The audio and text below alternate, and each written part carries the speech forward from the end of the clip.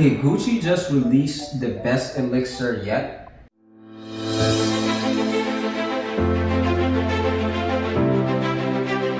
Alright, so I'm going to apologize for my audio.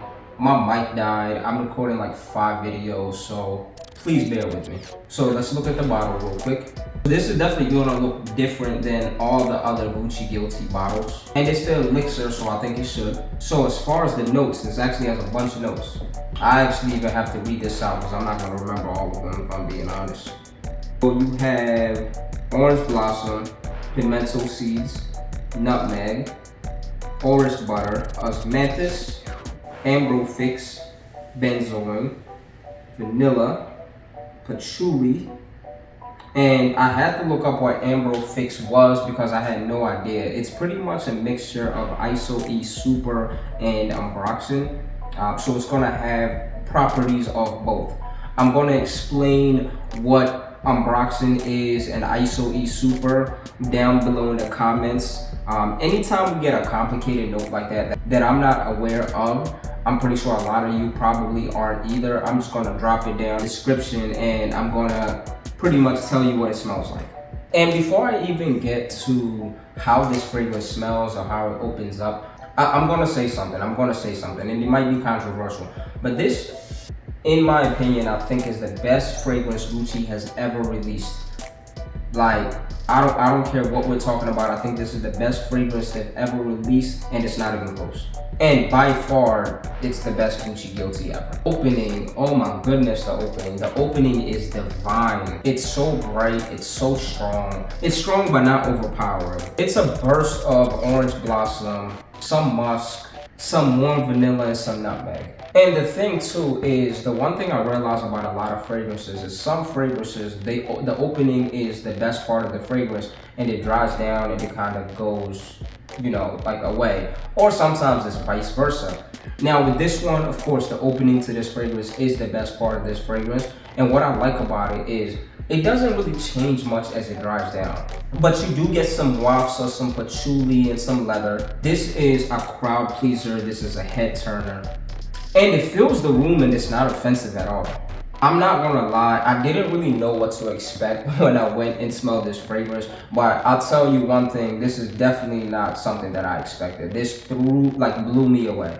Because the one thing with Gucci, especially the Gucci Guilty line, if you notice, I've never really done a review on the Gucci Guilty line because I'm never really impressed by them. So I tend to actually stay away from their fragrances.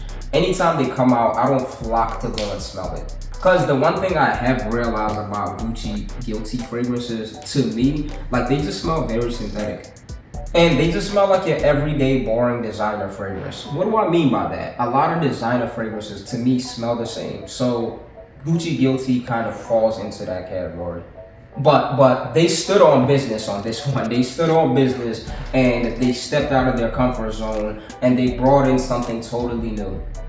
It's something exciting, it's something fresh, something daring. It's also very high quality. And I'm gonna say something, I'm gonna use a word. This is like a cuss word in the fragrance community, but I'm gonna say it.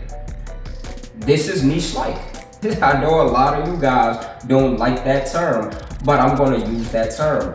And I'm gonna break this down real quick too. When a lot of people say niche-like, I feel like the reason why a lot of people are offended by it is it's almost like saying designer fragrances can't have a certain level of quality. Normally, when it comes to a certain level of quality from a designer fragrance, it's normally a luxury designer fragrance. Normally, when it comes to a lot of just designer fragrances, they lack in that like real high quality space, if that makes sense. But some houses do make very quality fragrance even in their non-luxury designer fragrances, so it just depends. But I'm not going to get into that right now. That's another topic for another time. Now, I do kind of see the Reflection Man comparisons. It does smell pretty close in the opening, so I do get it. I do understand it. Performance, this is beast mode. We're talking about 10 plus hours. Projection, goated, 10 out of 10. This is gonna leave a really nice scent trail, scent bubble. Compliments, stop playing, 10 out of 10. People absolutely love this fragrance. Now, let's talk about the price point real quick. A lot of people that are used to buying designer fragrances, they're used to a certain price. But now these fragrances are going very high on the quality. They're going really crazy on the quality. So what's going to happen with that? The price is going to go up naturally. Now this only comes in one bottle as far as I'm aware. It's a 2 ounce and I think it's like 183. And I feel like you have another group. You have a lot of people that wear niche fragrances all the time, so they're used to a higher price point. And I would consider myself one of those people. So when I'm looking at the price, I don't really think it's crazy. But I do think a lot of people like me, when I first seen the price before I smelled the fragrance, I was like, at that price, I can buy a lot of niche fragrances at the same price point that might be better. So of course, I was thinking that too. But at this price point, I'm not complaining. I really think it's worth it. If you don't want to opt in for the full bottle, of course, if they have a travel, you can opt in for that. I don't think they have one as of now, but I'm definitely going to be buying this fragrance because I think it's worth every penny. And overall, I give this a 10 out of 10.